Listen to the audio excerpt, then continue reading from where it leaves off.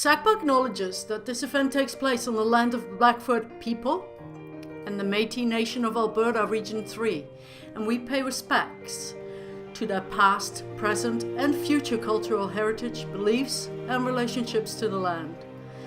SACPA commits to assist reconciliation efforts by raising awareness of the ways past and present injustices can be reconciled.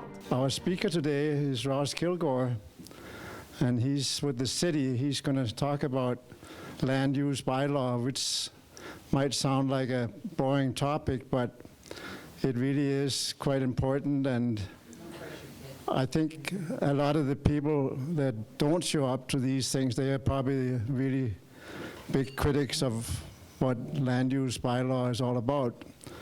So it's quite an interesting process, I'm sure, and Ross will tell you all about it. So please give him a warm welcome to SACPA.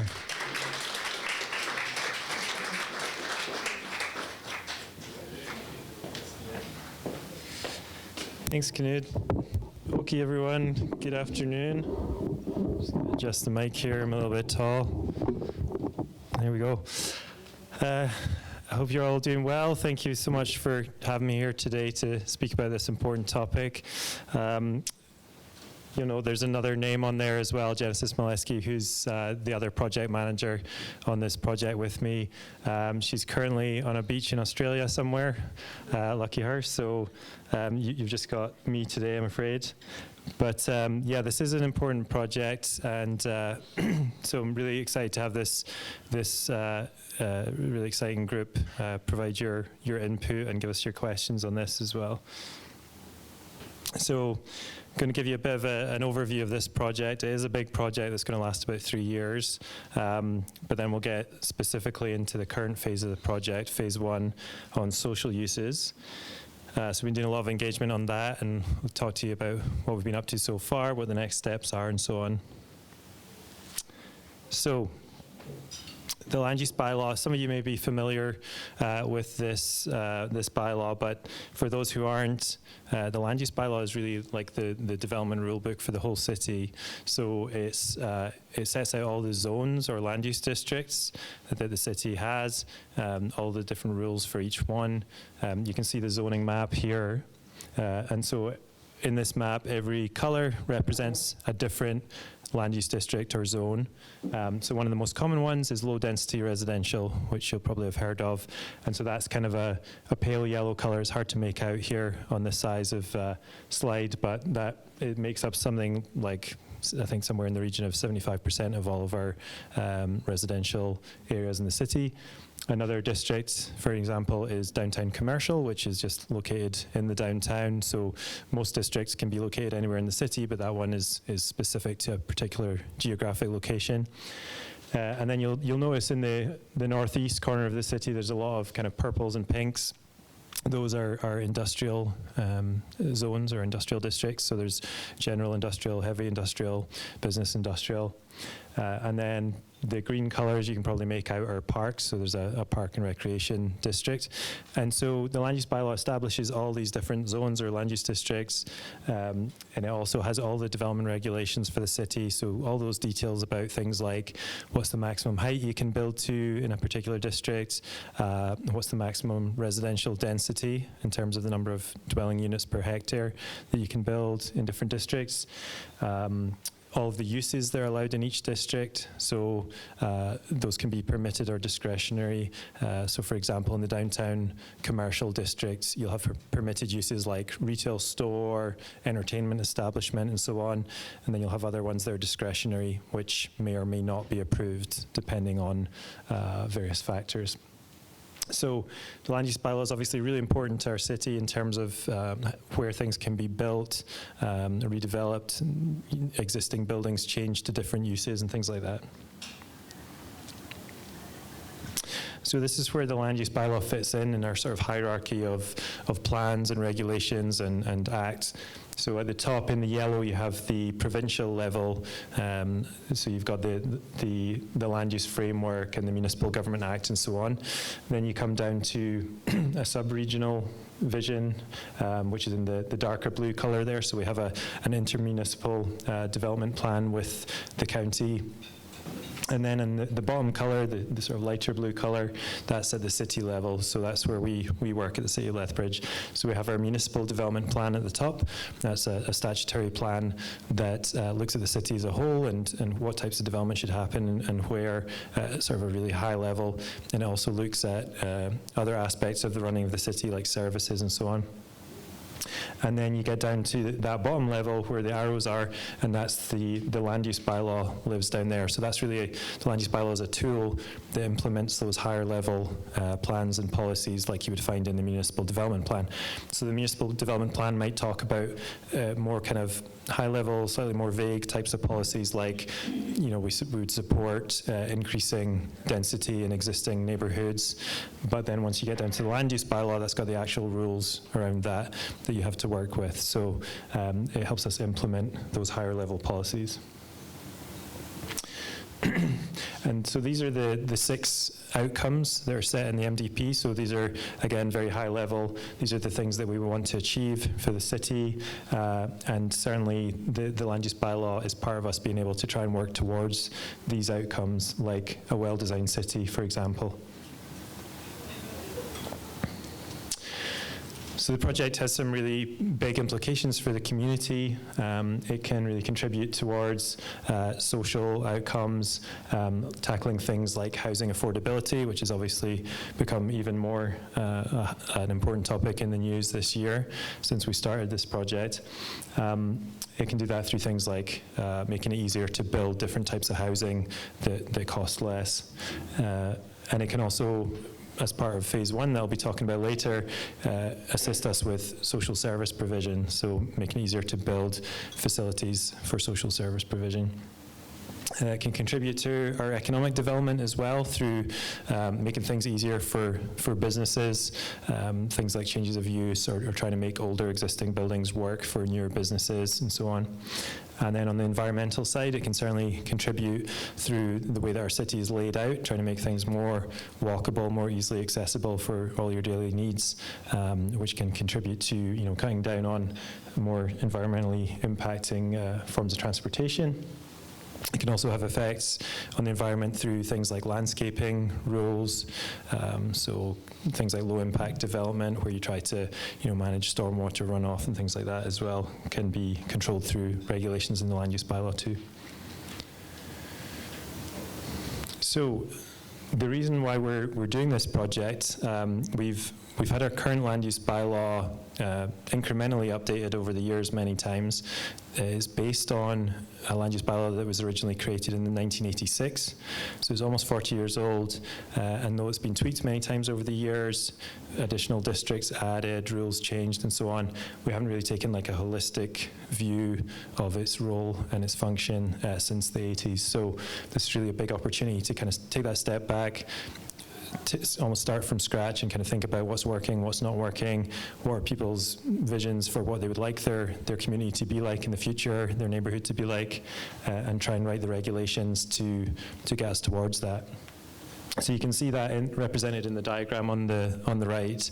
The idea here is that the plant, the visible parts that are above ground, are the outcomes that we get from the rules in the land use bylaw. So even though most people in the community wouldn't know what the land use bylaw is, it really has a big impact on what you see. So the rules in the land use bylaw are really like the roots of the plant. So requirements like minimum parking requirements, the different residential districts, what you can build, what are allowable uses and so on.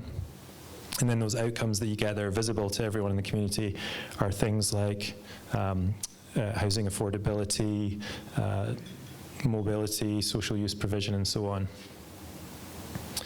So this project really builds on the work that was in the municipal development plan, as well as different inputs like the social services integration group, who made some recommendations on social service provision, and as well as the municipal housing strategy, which is another city document that identified what our housing needs were and how we could try and fill those gaps.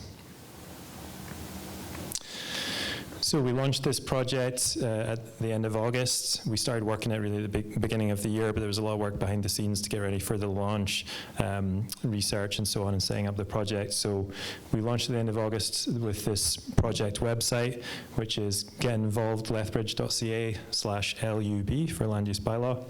So you can go there, you can find a lot of information on the project. So on the left, you can see the front cover of the project primer document, and that really just sets out in more detail the background to the project, what the Land Use Bylaw does, what we're going to do through the course of the project over the 3 years. You can also add your email address and sign up for updates. We send out a newsletter about once a month with project updates and what's coming next and how you can be involved. And there's a few different videos available there as well, which just kind of explain in a couple of minutes about the project, what Land Use Bylaw is, and some personas as well to look at different people in Lethbridge and how they can be affected by the Land Use Bylaw. These are the 8 goals for the project, which obviously the text will be too small for you to read, but those are climate resilience, regional economic growth, meeting community needs, local economic growth, community well-being, red tape reduction, appropriate regulation, and user-friendliness. So a couple of those I'd focus on. The red tape reduction piece is quite big for people to get things done, whether that's providing different types of housing, providing more housing more easily to aid housing affordability. That's a big one we can do. So for example, currently, as I mentioned, the low-density residential district is the majority of our residential zoning in the city, and that only allows single detached homes, and then it allows secondary suites as a discretionary use. So that means it may or may not be approved, and then even if it is approved, it can be appealed and turned down through appeal as well. So for example, if we were to make it easier to build, say, duplexes or secondary suites, that could unlock more housing provision in the city. So that's just an example of red tape reduction. Also for businesses, let's say you're moving into an older building in the downtown, you may have issues providing the parking that's required.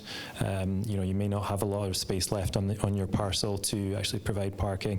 So there's things like that we can look at as well to try and make sure that we're being flexible enough to get the outcomes that we want. And then on the user-friendliness side, what we've found is that the current land use bylaw is, I think, somewhere near 300 pages. It's basically written in very sort of legal language. And so even for relatively simple applications or inquiries from the public, they'll call us up and they basically need us to kind of walk them through exactly what applies to them, what they want to do. And that could be something relatively simple, like adding an addition or something. But that's using up kind of staff time and resources as well. If we were able to make this new land use bylaw more user-friendly, more easy to understand, more diagrams and things, we may find that makes it easier for the public to use and also cuts down on city and staff resources as well. So that's something we're going to be working on with the new land use bylaw that we want to produce at the end of this project. We've looked at a few great examples from other Alberta municipalities where they've adopted a new land use bylaw in the last few years. And certainly there's some great examples out there of really just kind of simplifying things, making them easier to understand and to work with for the public. So we're excited about that. So this is our overall project timeline. As I mentioned, it's about a 3-year project in total. So we started that earlier this year. The first phase of the project is all focused on social uses, which I'll speak about in more detail in a second. That was because council really directed us to focus on that piece as a priority and look at that first. And so we've taken that out, even though for the rest of the project, we really want to look at everything together as more sort of a holistic look at how the community functions. We've taken that social uses piece out to deal with first on council's direction. We'll then be, in Q1 of next year, taking our recommendations to council on that, on social uses, and whether or not they want to make changes to the current land use bylaw.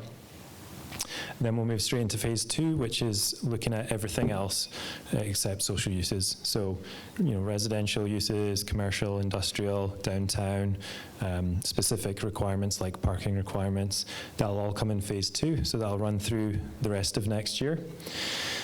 Then we'll go fairly quiet for a while as we're actually writing the new land use bylaw, which will be completely new from scratch. So we'll be working on that with our legal services department, so making sure that we get it written correctly first go from a legal perspective. Then we'll take that draft new land use bylaw into a review period and bring it back out to the public again for everyone to take a look at and see what you think. We can then make tweaks and so on, perhaps go through a couple of rounds of that. And then finally, we'll take it to council for their decision process through a public hearing. So because it's a bylaw, it can only be approved by council through a vote, through a public hearing process. And so again, the public will be involved in the public hearing as well, where you can, write to council or speak to council with your opinions about the draft land use bylaw. So currently we're just focused on that first phase on social uses. So I'll lead you through a bit more about that. So we started this engagement at the end of August when we launched the project, and really the question that we're trying to answer with all of the engagement on social uses is this, and if you can't read that at the back, I'll just read it out for you. How can the new land use bylaw help ensure that everyone in Lethbridge has appropriate housing for their needs and the option to access the social supports they need? And so really it's focused on those two pieces, either social service provision through things like food banks, soup kitchens, resource centres, drop-in centres, as well as types of housing with a social support component. So, for example, emergency shelters, supportive housing, and group homes. Those are the things that we're looking at through this phase. So we created this document called Decoding Social Uses. It's the first in what's going to be a series of these. So throughout phase 2 next year, you'll see a bunch of these coming out on different topics. So there'll be, for example, decoding downtown or decoding neighbourhoods and so on. So this one is a document that's on that project page that I mentioned earlier. You can download it and have a look through it. It's about 37 pages, and it does a few things. We wanted to really be transparent with this project, and so all of the best practice research that we did before the project launch, we really put into here. So we looked at other municipalities and what they've done around social uses, how they define them, where they allow them and don't allow them, any other types of requirements they have. So we looked at a range of cities. Some we looked at because they were in Alberta, so they're operating under the same Municipal Government Act that we are. So we looked at, Calgary and Edmonton, Medicine Hat, I think Red Deer as well. Then we looked at some other Canadian cities based on either similar size to Lethbridge or, just they had some sort of interesting approach. So I think we looked at Kitchener, Toronto, and I think somewhere else in BC as well. So you can see in this document what they've done. One thing I'd point out is that every municipality uses completely different definitions for these social uses. So we found it really hard to even find another municipality that defines food banks as a discrete use, which I thought was quite interesting, because here we have a food bank use definition, and those use definitions are really important because that is how you set up where uses are allowed or not allowed, right? So whether they're permitted uses or discretionary uses. Some municipalities take a really sort of super kind of liberal approach where they have just very few use definitions and they're very broad. So for example, I think it was Beaumont, Alberta, just created a new land use bylaw, and they just have this one use definition, human services, and that covers all types of social service provision, and I think it's allowable in pretty much all their districts. So that's kind of one end of the spectrum. And then the other end of the spectrum would be kind of slicing and dicing up all these different things into very specific definitions and only allowing some of them in very few different zones. So yeah, interesting to look at if you want to know more about that. We also did a bunch of research on the current situation in Lethbridge, so looking at the municipal housing strategy and what it said about our shortfall in types of housing with social supports, like supportive housing is probably the most prominent one. And that said, I think that was back in 2018 or 2019, that strategy came out and said we had a shortage of 390 supportive housing units or beds, and that we needed to add 30 per year. And certainly we haven't done that. That's part of the driver, I think, behind council wanting to focus on this as a priority, is that it's just been really hard to get those types of uses approved under the current system. And so, nothing's changing. We also looked at in this document, some of the issues that people have raised with these types of uses as they've been proposed in the past. Why people have objected, and how we can try and address those in the future. And so, I would encourage you to take a look at this document on the project site if you'd like to know more. This is a diagram from that document that provides an overview of our current social use definitions in our current land use bylaw and where they're allowed currently in our land use districts. So down the left we have a list of land use districts where they're allowed, and so you've got downtown commercial, general commercial, and so on. Along the top in the column headers we have the current social use definitions from the land use bylaw. So we have drop-in centres, food banks, group homes, resource centres, shelters, soup kitchens, and supportive housing. And what the greenish dots mean is that they're a discretionary use in that district. And then the yellow dot with the P in it means permitted use. So that's the kind where it's allowed by right, and the application basically can't be refused as long as it meets all the requirements. So as you can see, basically every social use in Lethbridge currently is a discretionary use, which means it's harder to get it approved. And even if it is approved, it can be appealed and then turned down on appeal. The only one that's a permitted use is group homes in the low-density flexible residential district, and that district actually hasn't been used anywhere in Lethbridge yet. It's quite a new one that was added a few years ago, designed for new neighbourhoods, and it hasn't been used yet by any developers. So effectively, every social use in Lethbridge is currently discretionary. One I would point out is the public building district, which is near the middle. There's a row there where you can see it's got a dot in every column. So the public building district allows all those different types of social uses as discretionary today. Public building is typically used for things like schools, obviously, often religious assembly buildings as well. And so, as you can imagine, schools typically aren't going to look to redevelop part of their land for some other type of use. So again, that doesn't really come up very often as a place where these things can be developed. Downtown commercials along the top, and so you can see that allows quite a few different uses currently as well, but again, as discretionary, and frequently these things can be applied for and turned down or appealed. As I mentioned, part of what we're looking at as well is housing with social support. So this diagram is really important, and perhaps some of you are familiar with this. This is the housing continuum. We're using the definitions here that the CMHC uses, and so you have really a spectrum of different types of housing.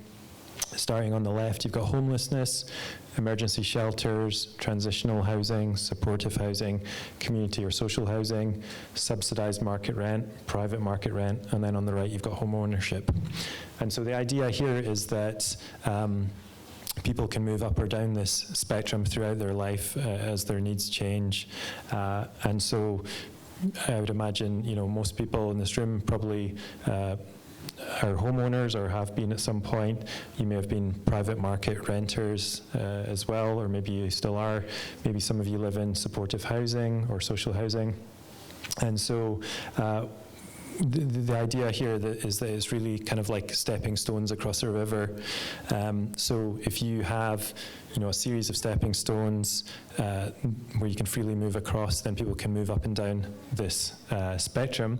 However, if you have someone who gets stuck on one stepping stone because there isn't a next stepping stone to move to because there's no capacity, then everyone else starts to back up behind them and no one's making progress. So for example, if you've got people living in emergency shelters and they want to move out into transitional or supportive housing, but there's no capacity available for them, then people back up behind them and perhaps can't even get into the shelter just because the capacity is full.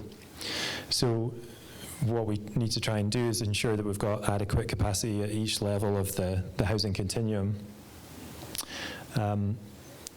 So really what we're looking at in phase 1 of this project is just the highlighted ones on the left with the line above them. So homelessness, shelters, transitional or supportive housing, and community or social housing. So we will be talking about private rental or ownership housing in phase 2 of the project. So we've done a whole bunch of different types of engagement through phase 1 of the project. We started off with a couple of online surveys when we launched at the end of August. One of them was just about people's engagement preferences for the project as a whole. But the big one really was about these social uses and people's experiences of them. What have they used in the past, or anyone they've known has used in the past, different types of housing and services, and where people feel that these types of uses are best located in the city. So we had 832 of those surveys completed, which was really question from Knud? 5 minutes, thanks. So 832 surveys, that's really a very high number in my experience for the city, so we're really happy with that. It's certainly higher than I've seen on other projects. We then had a series of in-person workshops, so 4 two-hour workshops, which people could sign up for. And that was just looking to get into those more in-depth conversations, rather than just the survey provides kind of a surface level, a bit of insight. So we had 49 people attend those. We held a series of pop-up engagement events. So the idea was to try and meet people where they're at rather than asking them to give up their free time and come to City Hall. So we went to a couple of different grocery stores, we went to the library on the west side, different senior centres, the farmers market, 2 powwows, so all these different types of places just to try and get people to chat with us for a few minutes, learn about the project, raise awareness of it, ask them to fill out surveys. We also had a whole bunch of organisation meetings. I think we've had 14 to date with a couple more coming. So we do a similar setup to this where we'd present to an organisation on the project and get people's input that way and direct them to the different engagement types as well. So the one upcoming engagement opportunity that I'd really highlight for you guys is November 15th, which is next Wednesday. We're going to be at CASA between 3:30 p.m. and 7:30 p.m. and it's just an open house, come and go as you please. So you can come for 10 minutes or an hour, whatever you like. We'll have a bunch of boards with information there, and we'll be looking to get your input. So what we're going to do there is just kind of present for the first time our draft recommendations on social uses that will be taken to council. And I say draft because at this stage it's really just saying, here's what we've come up with based on what we've heard from the public, the best practice research that we did. And we'll present that for public's feedback. And so you can see what we're thinking in terms of how we change our use definitions, where we allow them as permitted or discretionary uses, any other types of regulations that we've come up with. So I'd encourage you all to come at some point next Wednesday and take a look at those and give us your feedback. After that, we'll make any changes to those recommendations, and we'll be taking those to council for a public hearing. It's looking like next March. And I'd encourage you to, again, sign up on the project website here for updates, and we can email you and let you know when the public hearing's coming up as well. So that's where we're up to with the project so far, and that's the end of my presentation. So I just love to hear any questions or comments or thoughts you have. Thank you.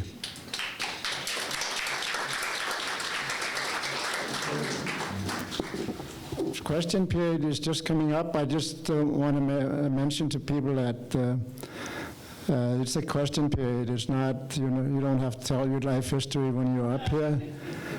And please return to your seat after you ask your question, because it just makes it easier for the presenter to look over the room instead of trying to look at you right there. Anything else I should announce? Yeah. Next week's topic. We have a golden oldie presenter, and she's even young. She's actually young, but she's presented a lot of times to SACPA. Her name is Melanie Thomas, and she's talking about balancing competing interests, how Albertans think about energy transition. That should be a very interesting session, so I encourage you to come next week. But in the meantime, come on up and ask your question.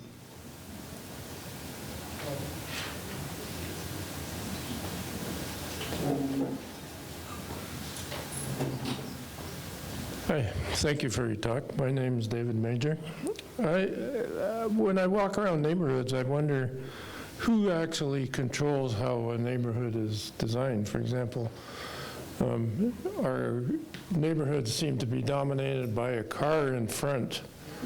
And I wonder why we couldn't have a neighborhood where a green space or a soccer field or something was the focus of the front of the house, but it seems like all we see is a garage. And I'm wondering, who has the most control, you or the developer? Thanks, that's a great question. So really, if we're talking about new greenfield neighbourhoods where they're being developed for the first time by a developer, then it's really a mixture of both. So the land use bylaw certainly has or can contain regulations about those types of things. So for example, the number of parking stalls that are required off street, the minimum and maximum setbacks. So you could, if you didn't want, driving or a parking pad in front of the house, you could have a maximum front setback that was too short for a parking stall. I mean, you could even just straight up say that they're not allowed. So certainly the land use bylaw can do things like that. Currently it doesn't. The RLF district, the low density flexible residential district that I mentioned, is a new one from a few years back that hasn't been used yet. That tried to start doing things like that, or at least making them possible. So for certain uses like townhomes, I think the maximum front setback was really short, like maybe 4 meters, so it wouldn't be enough for a stall, but it was trying to create that sort of pedestrian-oriented built form. So you've got, people coming and going in the fronts of buildings and then parking off the rear lane. One of the issues can be that putting in a rear lane obviously uses up more land, and so quite often developers don't like that as much because they would rather provide more lots that they can sell rather than having a lane.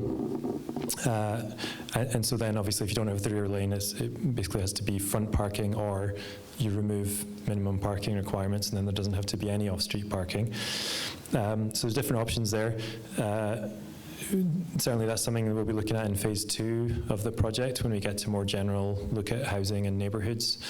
So I'd encourage you to keep an eye on that. But yeah, certainly for new greenfield neighbourhoods, the developer has a big say over what that neighbourhood's going to look like within the boundaries set by the land use bylaw.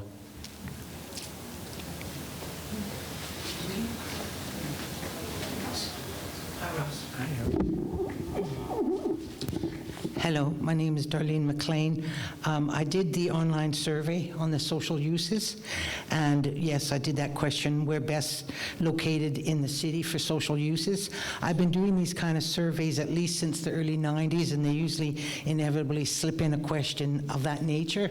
And sometimes I'll even ask, where would you like to see multifamily, blah, blah, blah, in town, north, south, west, whatever. And I would like you to respond to what is the value of asking that question. Obviously, somebody who lives on an acreage, Sunset Acres, Riverstone, or whatever, they're going to not say their neighborhood most often than not, but maybe not. And anyways, and what do you say to people that find that a bit of a politicized question and that might consider it the city trafficking in divisiveness when they ask those sort of questions? And because there seems to be a history of the rules. The ideas of the ruling class are usually the ideas that rule, is if you follow MPC and SDABs and who gets direct control and who doesn't have to have direct control and all this other sort of stuff. So again, basically, if you could answer that, focusing on what's the value of that question. I know the Opportunity Lethbridge, they have internal discussions, and maybe that's valuable information for them. But at any rate, if you wouldn't mind addressing that. Thank you. Sure. Thanks, Darlene. So the first part of the question about why we asked in the online survey, which places in Lethbridge do you think these types of social uses should be located? The question was really designed to get people's thoughts and concerns about, whether it's housing and social supports or social services, where they're best located, because that's a major part of what the Land Use Bylaw does, is determines where these uses can be located. So with the diagram I showed you with all the permitted and discretionary uses in the table, obviously, you could see that some districts allow uses and some don't. Like downtown commercial is one of the more permissive ones currently, public building. So we wanted to hear what people's concerns are. And then you asked about Opportunity Lethbridge. So Opportunity Lethbridge is a department within the city that's essentially the city's land developer. So they do some land development in greenfield areas on the edge of the city. They're not involved in this project, other than perhaps being consulted in the same way that other city departments would be. But this project's run within Planning and Design Department that I work in. And I think you talked about divisiveness. Certainly, we're not looking to be divisive with this project. On the contrary, we're looking to hear from a wide spectrum of folks about their vision for the way that the city should develop in the future. Specifically in phase one, obviously on social uses. One thing I think has been interesting through this public engagement is that I think in the past, when social uses were proposed, something like supportive housing, for example, was proposed, you'd hear a lot of people saying, we don't need this, we don't need this use. That's not the case anymore. I think there's been a real shift this year where people are starting to be kind of fed up with the status quo and all the issues that we see on our streets, and they want something done about it. And so what we heard pretty much universally through the public engagement was that something needs to change, and whether, a lot of the time still, as you said, people don't necessarily want things built close to them. They do want them created somewhere.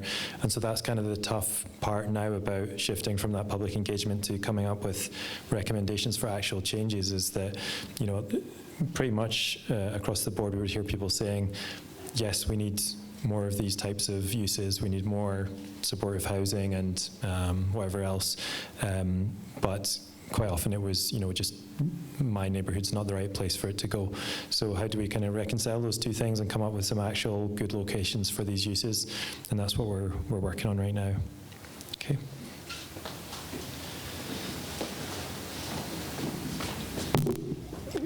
Leona Jacobs. I have two questions. In your presentation, I heard transitional or supportive housing, which sends me the signal that you see them as equivalencies.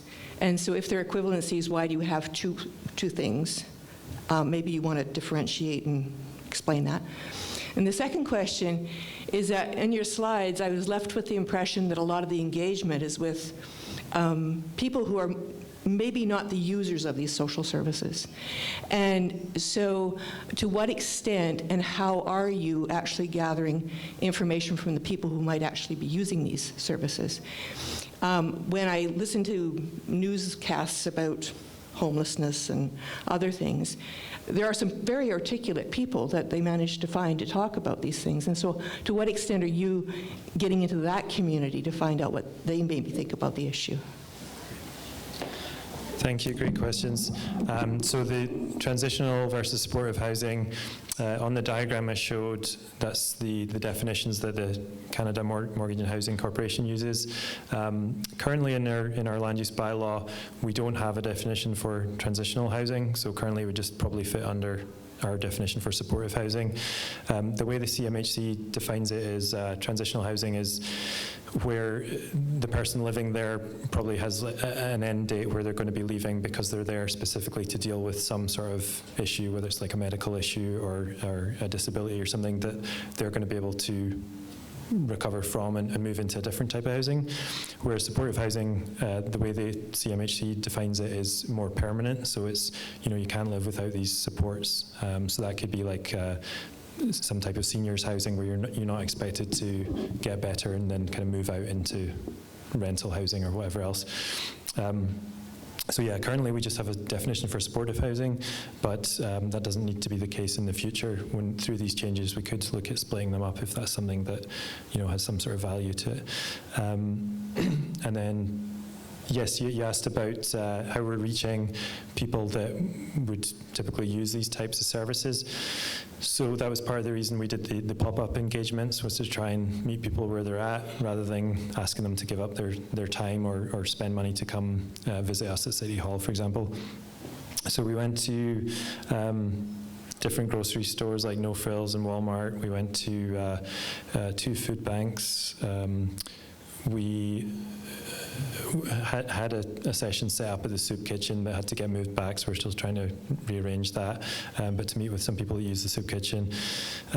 We met with different organizations as well, like social service providers, to hear from their expertise in terms of running these places, what the issues are. And we had a specific Indigenous engagement workshop as well. So for example, we met with the Aboriginal housing group. We presented to different committees and boards and organizations and so on as well, like Reconciliation Lethbridge. So yes, that was the main way, was really doing the pop-up engagements and trying to meet people where they're actually using the services.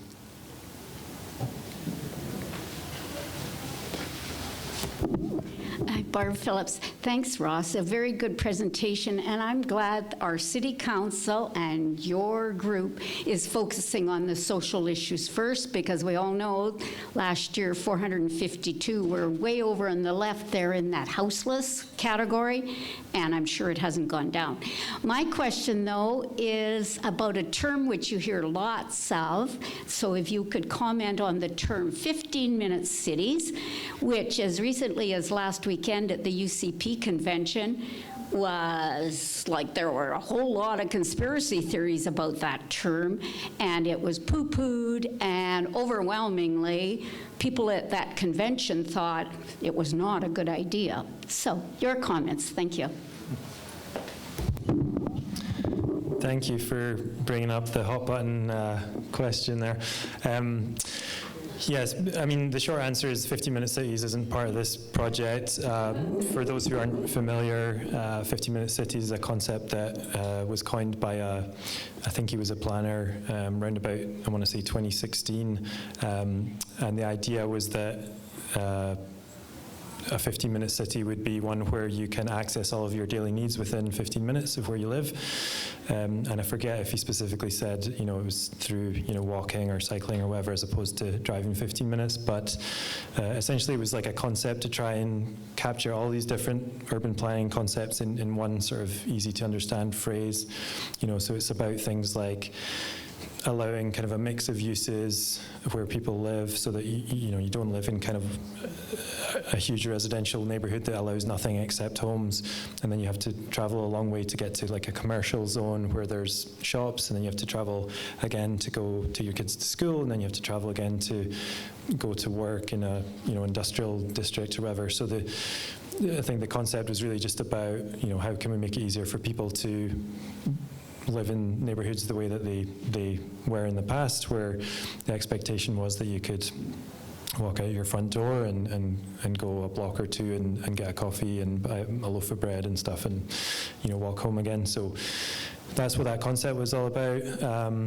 It's not a term that we've used at the City of Lethbridge in the past, but I think it became controversial, as I understand it, because somewhere during COVID, I think it was Oxford in the UK, was working on creating these low traffic neighbourhoods, which are essentially where they will restrict certain intersections to more vehicle traffic. So similar to like here, where in a lot of our newer neighbourhoods we'll have few entrances and exits to residential neighbourhoods, and so all the traffic's kind of funneled through these bigger intersections, and so that kind of increases driving distances and stuff. And I think what they were trying to do in the UK was make certain streets safer for people to walk and cycle on, and cut down on rat running, where someone who's trying to get to their work or something and passing by this neighbourhood might cut through the neighbourhood and sort of speed down these little quiet streets and out the other side.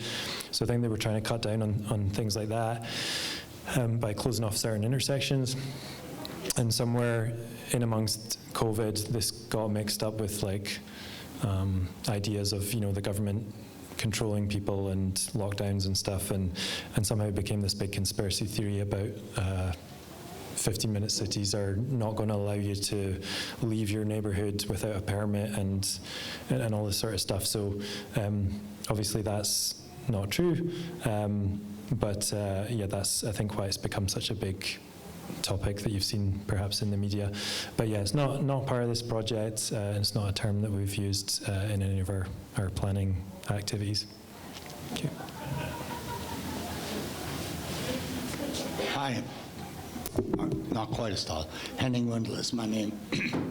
And maybe my question sort of follows along a little bit like this, but you indicated this Land Use Bylaw came in 86, so we've got 37 years. Are you planning forward for another 37 years in this next bylaw? And there I'm thinking future looking, not necessarily what people through public engagement can give you, but what land use planners can conceptualize. We're coming into a world where there'll be more electric cars. I'm just using that as an example.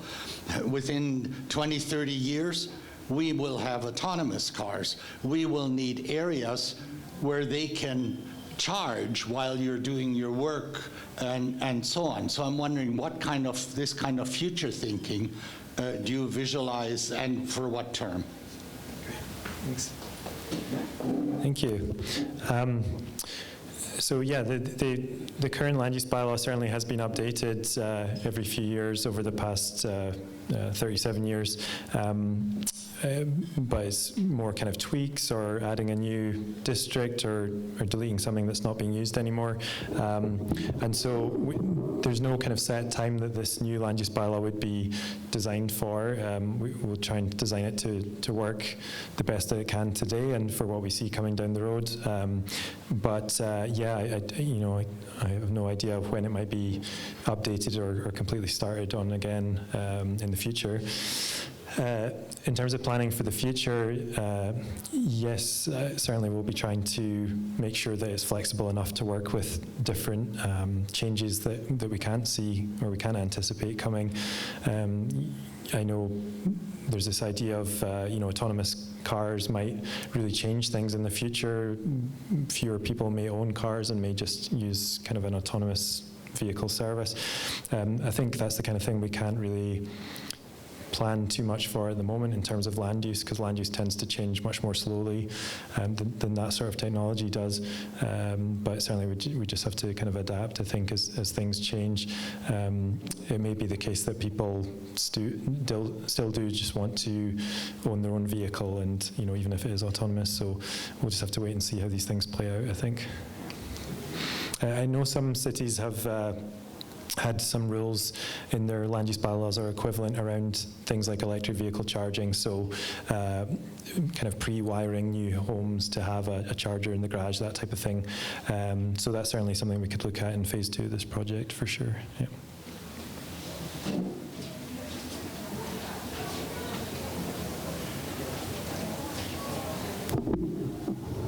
Hi, Ross. Bev Mundell-Atherstone. Thank you very much for coming. I, for one, found your talk riveting. Okay, as you know, I've been to council many times when you're bringing forth bylaws, and I know that council in the past has used up a lot of time, and Lethbridge Housing Authority has had to come before council on just minute changes where the number of houses they wanted to build in supportive housing or something just exceeded the bylaw by 1 or 2 persons, and this, you said, would be taken care of in this new bylaw upgrading. So commendations for doing that, because that'll save time and money and person hours. My 2 questions have to do with the mandate. You mentioned that you would ensure adequate capacity for shelters, as Barb, where are you, Barb? Mentioned, we know there's over 400 people seeking shelter, 400 people who are unhoused, and the shelter only has capacity for about 100, with other places in town, maybe another 20, 30, something like that. We only have places for about 1/3 of the unhoused people in Lethbridge. So my first question relates to, is that your mandate, and how would you fulfill it? And the second question is also related to that housing continuum. You said that 4 years ago you were short 390 beds, and that the mandate was to add 30 beds per year, which would mean that now we were in a further deficit of 120 beds. How could that happen when that was the mandate, and who is to fulfill that, and is that taking place, or is that in the future? Thank you, Ross. Thanks, Bev. Community social development is a different department at the city who looks after funding of different types of housing and social services for the city. So the city owns the land that the shelter is on, and community social development oversees the lease agreement with the operator. And so through actions like that, either being the landlord essentially, or providing grants, they have certain amounts of input into different types of social services in the city. So they work on things like, expanding shelter capacity if it's needed, things like that. The land use bylaw has something to contribute in terms of whether it's possible at all to get something like that approved. So if you wanted to open a new shelter, let's say, you would need to find land that's currently zoned for a land use district that allows shelter as an allowable use. If you can find one that was zoned that would allow shelter, you would have to apply to rezone it, that piece of land, to something that does allow shelter. If you get that rezoning through council, again, it's a bylaw, so it goes to council for a vote through a public hearing. if that was approved by council, you'd then apply for your development permit. And so there's a number of hoops to jump through that are all down to the land use bylaw regulations. So the land use bylaw can make that easier or harder based on the rules in there. And so that's what we're trying to do through phase one of this project, is look at how we can make things easier. Once those rules, assuming that they actually are passed by council in Q1, once those rules would be in place, then any operator, whether it's Lethbridge Housing or the city itself or some other operator from out of town, they can then use those rules to apply for, whether they need a development permit or a rezoning or whatever. So yeah, it's not really the mandate of this project to ensure that spaces are provided. We're just looking at the rules that make that easier or harder. For example, you mentioned Lethbridge Housing. They had a rezoning that was passed by council back in, I think, July or something this year. And so that was for a new supportive housing development on Stafford Drive North. And so that'll provide 30 supportive housing units or beds. So that was approved. But certainly over the last few years, we've had a number that have been turned down. So I think it was 2019 and 2022, looking at those full years, I think we had one development permit application was approved out of 14, I think it was, and 0 out of 3 rezonings were approved. And so that kind of led to the impetus for this being looked at as a priority, because it's just, the current rules just weren't or aren't working, I guess. But as I mentioned earlier, I do think that we're starting to see a shift this year where there's more support for these types of developments happening, like we saw with Lethbridge Housing this summer. There was, for the first time I've ever seen, a majority at that public hearing spoke in favour of the supportive housing being approved.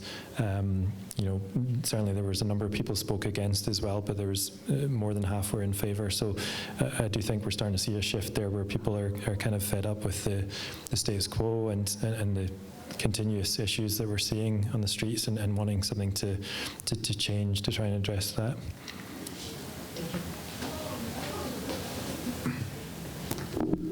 This will be our last question, so come on up.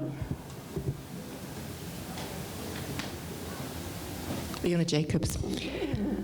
With all due respect, I think you missed the point of my last question, which was how to engage directly with the people affected, not indirectly through organizations that work with them, okay? So just to clarify that.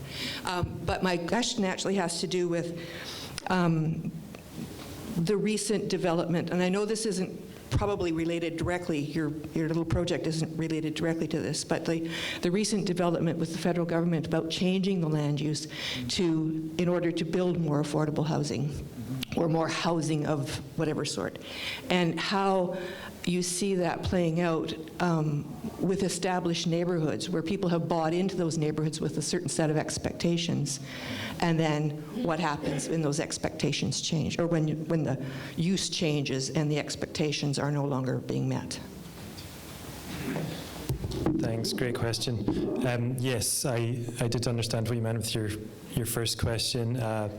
Certainly when we did the pop-up engagements, we were meeting with people directly, like people who were using the food banks or and other places. But we did want to meet with the organizations as well, just because sometimes they can have different insights in terms of the bigger trends that they're seeing with their clients. So the federal government has this housing accelerator fund that you've probably seen in the news, where they open up to applications from municipalities across Canada to apply for billions of dollars in money for anything that would kind of speed up housing provision, open up to more affordable forms of housing and so on. And one of the big things we've seen come out of that so far is that, first of all, they determined the applications for the larger municipalities, so our biggest cities, and in some cases they were saying to them, we're not going to approve your application unless you end exclusionary zoning. And what exclusionary zoning means is this idea that if you're zoning large amounts of your residential areas for only single detached homes, only minimum lot sizes are quite large, things like that raise the cost of housing, then you're kind of excluding large parts of the population from being able to own a home or rent a home. So we saw that with there's a few different municipalities. I think Calgary, they said something like that, and essentially they gave them kind of minimum requirements that they were going to have to implement to get these federal dollars. So for the bigger cities, I think it was something like, you need to allow up to 4 homes on a parcel anywhere in the city. And so what that would do is, say if we did something like that, we would amend our land use bylaw to change all the residential districts to allow, uses like, duplex, 3-plex, 4-plex as being a permitted use on a parcel of land. Having said that, there are other rules that are still in there. So, for example, maximum densities, which are measured in units per hectare. So you look at the number of units, let's say it's 4 units on a lot, you measure the area of the parcel in hectares, and you divide one by the other to get that density. So in our low density residential districts, there's a maximum density of 25 units per hectare, and then you get into higher density districts and that number goes up, what's allowed. And so there's kind of different things that may be allowed or not allowed there. What we've seen from the bigger cities is they've, I think, mostly been implementing these changes and getting the federal dollars. We, at the city, we applied for money as well. We haven't heard back on our application yet. I think they're going to be doing the mid-sized cities next, so we may hear this month whether we're successful or not. And it'll be interesting to see whether the federal government has kind of lower thresholds for mid-sized cities, so they may say, you have to allow up to 2 units on a lot across the city, for example. I'm just making that up as a hypothetical, but we'll just have to keep an eye out and see what they say when they start determining these applications. And even then, again, that would be a bylaw change, so it would be up to City Council whether to do that or not. So they would vote on whether to make those changes, and they may just decide to leave the money. Oh yes, you asked about people having kind of bought into a neighbourhood and with certain expectations and so on. Yeah, that's absolutely a continuous concern that we hear and that we think about. Obviously, living in a city comes with continuous change as well that we're all familiar with from living here. If a change was made, let's say, to allow 4 units on any parcel, the amount of change that would happen depends on a lot of other factors as well. So whether that actually pencils out for a developer, whether it actually makes financial sense, whether properties are for sale, if there's a market to buy or rent those properties if they're built. So all these factors play in as well, and so it's not something that results in kind of overnight change. We've seen in the past, for example, with the London Road neighbourhood where I live, there were policies in place for, I think, 30-odd years between the early 80s and the late 2010s that allowed certain parts of the neighbourhood to densify. But again, there's a lot of places there we just saw almost no change because there just wasn't the desire to do so. It takes someone who owns the property to want to actually redevelop. It's not something that just kind of happens because we change the rules. So what the federal government's trying to do there, I think, is just make it possible for that to happen. And the idea is that over the next 10, 20 years or whatever, more housing will be created than would have otherwise. I think I saw from BC just the other week there that they are looking at changing their rules at the provincial level so that any property in BC can add a secondary suite if they want by right. And I think in certain places they were saying that you could add up to, or you could have up to 4 homes on a parcel. And their numbers, their prediction was that by 2030, I think it was, that could add an extra 130,000 homes across the whole province. So it's, in certain places, you would see more change because of that, because there was demand for it. You know, it was a place with high land values and really high development pressure. In other places, you just wouldn't see much change at all because the numbers just don't make sense to redevelop for a fourplex or whatever have you. Yeah. Unfortunately, I hear rumors that the province is pushing back against federal money coming directly to the cities, but that's a different story. Before we give you a big round of applause, do we have a take-home message for the audience? You bet. The big take-home message is please come to CASA next Wednesday.